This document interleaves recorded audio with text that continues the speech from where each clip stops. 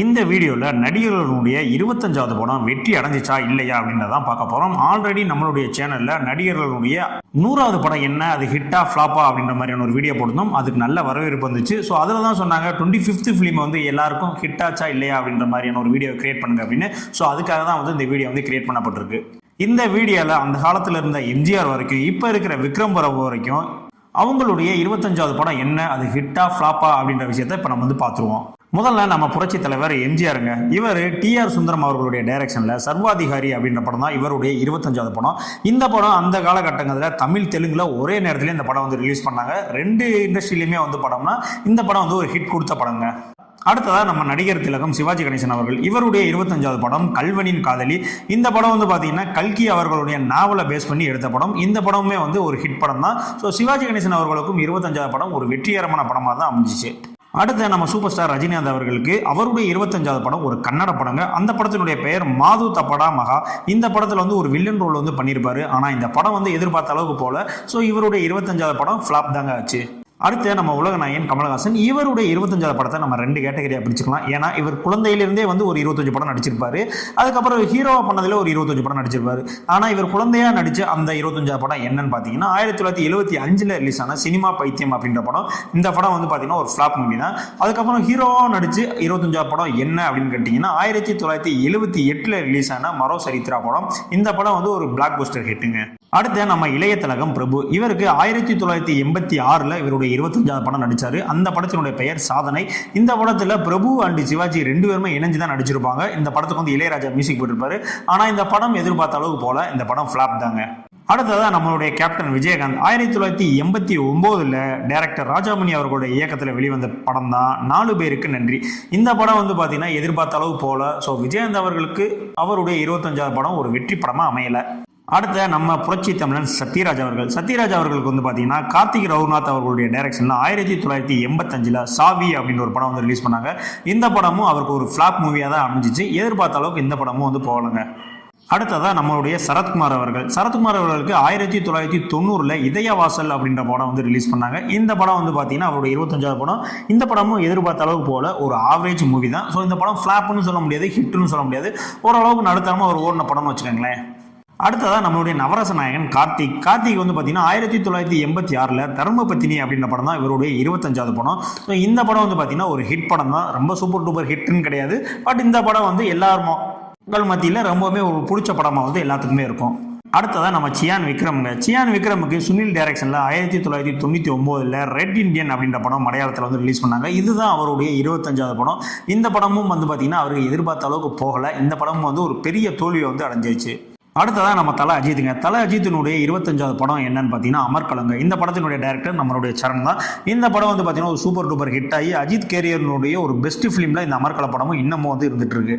அடுத்ததான் நம்மளுடைய இளைய தளபதி விஜய்க்கு அவருடைய 25வது படமாக ரிலீஸ் ஆனது கண்ணுக்குள் நிலவு படம். இந்த படத்தில் இருக்கிற பாடல்கள் எல்லாமே ஹிட் ஆனாலும் படம் வந்து எதிர்பார்த்த அளவுக்கு போகலை. ஸோ இந்த படம் விஜயினுடைய கேரியரில் ஒரு ஃப்ளாப் மூவி தான். அவருடைய 25வது படமாக வந்தும் இந்த படம் ஃப்ளாப் தான் ஆச்சு. அடுத்து நம்ம சூர்யாவினுடைய 25வது படம் சிங்கம். இந்த படத்தினுடைய டைரக்டர் யாருன்னா நம்மளுடைய ஹரி சார் அவர்கள்.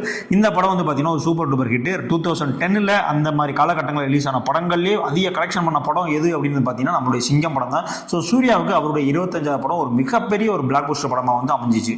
அடுத்த நம்மளுடைய தனுஷ், வேல்ராஜ் அவர்களுடைய டைரக்ஷனில் வேலையில்லா பட்டதாரி அப்படின்ற படம் தான் தனுஷினுடைய 25வது படம். ஸோ இந்த படமும் வந்து பார்த்தீங்கன்னா ஒரு சூப்பர் டூப்பர் ஹிட் தான். இளைஞர்கள் மத்தியில் மிகப்பெரிய ஒரு இடத்தை பிடிச்ச படம் இந்த வேலையில்லா பட்டதாரி படம். ஸோ தனுஷ் அவர்களுடைய 25வது படமும் வந்து ஒரு ஹிட் படம் தான். நடிகர் சிம்பு அவர்களுடைய 25வது படம் என்னன்னா கௌதம் வாசுதேவ் அவருடைய டைரக்ஷனில் வெளியான விண்ணை தாண்டி வருவாயா படம் தான் அவருடைய 25வது படம். இந்த படம் வந்து பார்த்தீங்கன்னா ஒரு சூப்பர் ஹிட் மூவி தான். நம்ம சிம்பு அவர்களுடைய பட வரிசையில் இந்த படம் அவருடைய கேரியர்லேயே ஒரு முக்கியமான படமாகவும் வந்து அமைஞ்சிச்சு. அடுத்து நம்ம விஜய் சேதுபதி அவர்களுடைய 25வது படம் என்னன்னு பார்த்தீங்கன்னா சீதகாதி. இந்த படம் வந்து பார்த்தீங்கன்னா பெர்ஃபார்மன்ஸ் வைஸும் சரி, ஒரு மேக்கப் ஓரியன்டும் சரி, படம் வந்து சூப்பராக இருக்கும்.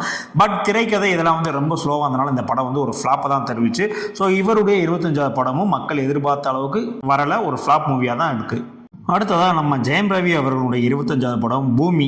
இந்த படம் வந்து பார்த்தீங்கன்னா ஒரு ஃபெஸ்டிவலுக்கு வந்து ரிலீஸ் ஆச்சு. பட் இந்த படத்தினுடைய எந்த ஒரு ஸ்டோரி மேக்கிங் எதுவுமே வந்து மக்களுக்கு பிடிக்கல. ஸோ இந்த படமும் வந்து தோல்வியாக தான் அடைஞ்சிச்சு. ஸோ ஜெயம் ரவிக்கும் அவருடைய 25வது படம் வந்து வெற்றி அடையலை. அடுத்த நம்மளுடைய நடிகர் விஷால் அவர்களுடைய 25வது படம் சண்டைக்கோழி 2. ஸோ சண்டைக்கோழி 1 எந்த அளவுக்கு ஓடிச்சோ ஸோ அந்த அளவில் பாதி கூட சண்டைக்கோழி 2 வந்து ஓடல. ஸோ இவருடைய 25வது படமான அந்த சண்டைக்கோழி 2வும் வந்து பார்த்தீங்கன்னா ஃப்ளாப் தான். அடுத்து நடிகர் கார்த்தி அவர்களுடைய 25வது படம் ஜப்பான். இந்த படம் வந்து பார்த்தீங்கன்னா பொங்கலுக்கு வந்து ரிலீஸ் பண்ணாங்க. இந்த படமும் வந்து பார்த்தீங்கன்னா டோட்டலாக வந்து டிசாஸ்டர் ஆயிடுச்சு. ஸோ கார்த்தியினுடைய 25வது படமும் வந்து பார்த்தீங்கன்னா ஃப்ளாப் தான். அடுத்த நம்ம சிவகார்த்திகேயனுடைய 25வது படம் பராசக்தி சுதா கங்கர் அவருடைய டைரக்ஷனில் வந்து ரிலீஸ் ஆச்சு. ஸோ இந்த படம் வந்து பார்த்தீங்கன்னா விமர்சன ரீதியாக பல கருத்துக்கள் இருந்தாலும் படம் வந்து ஓரளவுக்கு ஹிட் படம் அப்படின்னு தான் சொல்லுவோம். ஸோ இவருடைய கேரியரில் இவருடைய 25வது படமும் ஒரு ஹிட் படமாக தான் வந்து அமைஞ்சிருக்கு. அடுத்ததாக நடிகர் ஜீவா அவர்களுடைய 25வது படம் வந்து பார்த்தீங்கன்னா போக்கிரி ராஜா. இந்த படமும் வந்து பார்த்தீங்கன்னா அவருடைய கேரியரில் ஒரு ஃப்ளாப் படம் தான். ஸோ அவருக்கும் வந்து பார்த்தீங்கன்னா அவருடைய 25வது மூவி ஒரு தோல்வி படமாக தான் வந்து அமைஞ்சிச்சு. அடுத்து நம்ம ஆர்யா அவர்களுடைய 25வது படம் சரவணனும் வாசுவும் ஒன்றா படித்தவங்க அப்படி தான் இந்த படத்தினுடைய டைட்டில். ஸோ இந்த படமும் வந்து பார்த்தீங்கன்னா எதிர்பார்த்த அளவு போகல. நிறைய காமெடி அங்கங்கன்னு இருந்தால் கூட படத்தினுடைய ஸ்க்ரீன் பிளே எதுவும் எல்லாமே வந்து சொதப்பலாக இருந்தனால இந்த படம் வந்து ஃப்ளாப் ஆயிடுச்சு. ஸோ ஆர்யா அவர்களுக்கும் அவருடைய 25வது படம் தோல்வி படம் தான். ஃபைனலாக நம்ம பார்க்க போகிறது விக்ரம் பிரபு அவர்களுடைய 25வது படமாக சிறை அப்படின்ற ஒரு படம் வந்து ரிலீஸ் ஆச்சு. இந்த படம் இப்போ ரீசெண்டாக தான் வந்து ரிலீஸ் ஆகிருக்கு. இந்த படத்தினுடைய மேக்கிங் ஸ்டோரி எல்லாமே வந்து சூப்பராக இருக்கும். எல்லாத்துக்குமே வந்து பார்த்தீங்கன்னா 25வது படம் சொதப்பும் போது நம்ம தலைமையை மட்டும் சோலவாக நின்று தட்டி தூக்கி 25வது படத்தை ஒரு பிளாக் பஸ்டர் படமாக வந்து கொடுத்துட்டாப்புல. ஸோ இப்போ நான் சொன்ன லிஸ்ட்டில் மொத்தமே வந்து பார்த்தீங்கன்னா ஒரு 6 பேர் மட்டும்தான் 25வது படம் அவங்களுக்கு ஒரு ஹிட் அண்ட் பிளாக் பஸ்டர் வந்து ஆயிருக்கு. மற்ற எல்லா நடிகருமே வந்து பார்த்தீங்கன்னா அவருடைய படம் வந்து ஃப்ளாப் தான் ஆயிருக்கு. இந்த லிஸ்ட்டில் உங்களுக்கு ரொம்ப பிடிச்ச படம் எது அப்படின்றத கண்டிப்பாக வந்து நம்மளுடைய கமெண்ட் பாக்ஸில் வந்து சொல்ல மறந்துடாதீங்க. அதுக்கு முன்னாடி நம்மளுடைய சேனலை சப்ஸ்கிரைப் பண்ணலன்னா கண்டிப்பாக சப்ஸ்கிரைப் பண்ணிக்க. நம்மளுடைய சேனல் பெரிய சேனலாக இல்லைங்க, சின்ன சேனல் தான். ஸோ நீங்களாம் சப்ஸ்கிரைப் பண்ணால் தான் இன்னும் நம்மளுடைய சேனல் மென்மேலும் வளரும். இதே மாதிரினே அடுத்த ஒரு வீடியோவில் சந்திக்கிறேன். பை.